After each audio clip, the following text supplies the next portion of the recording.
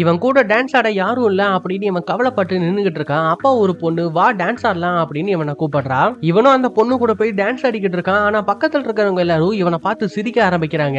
ஏன்னா இவன் ஆடிக்கிட்டு இருக்கக்கூடிய பொண்ணு இவன் கண்ணுக்கு மட்டும்தான் தெரியுது, மத்தவங்க கண்ணுக்கு தெரியல.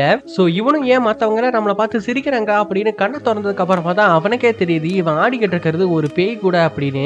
அந்த ஒரு பேய்க்கு டான்ஸ் ஆடுறதா ஒரு ஆசையா இருந்திருக்கும் போல. அந்த ஆசை நிறைவேறினதும் அது அங்கிருந்து மறைஞ்சிருது. இதுக்கப்புறம் இவனும் பெரியவனாகிறான். இப்போ ஒரு ஸ்கூல்ல அவன் டீச்சரா ஒர்க் பண்ணிக்கிட்டு இருக்கான். ஆனா என்ன அவன் டீச்சரா இருந்தாலும் கூட அவன் ஸ்டூடெண்ட்ஸ் யாருமே இவனை மதிக்கிறது இல்ல. இத பார்த்த பிரின்சிபல் இனி உனக்கு இந்த ஸ்கூல்ல வேலை இல்ல அப்படின்னு இவனை வேலையை விட்டு தூக்கிடுறான். இதுக்கப்புறமா ஒரு தெரபிஸ்ட போய் பார்த்து எனக்கு பேய்கள்லாம் கண்ணுக்கு தெரியுதுன்னு சொல்றான். பேய்கள்னு ஒண்ணு கிடையாது, அது உங்க மன பிராந்தியம் அப்படின்னு அவன் சொல்லிக்கிட்டு இருக்கும்போது பக்கத்துல காட்டுறாங்க. பார்த்தா இந்த டாக்டருடைய அப்பாவுடைய ஆவி உட்கார்ந்துகிட்டு இருக்கு. இதனால கடுப்பாய் வெளியே வந்துடுறான். அப்ப இவன் கூட நின்று இருக்க ஒரு ஆள் திடீர்னு ரோட்டுக்கு நடுவுல ஓடிறான். இவனும் கூப்பிட்டு பாக்குறான். அதுக்கப்புறமா தான் தெரியுது அதுவுமே ஒரு ஆவிதான்னு.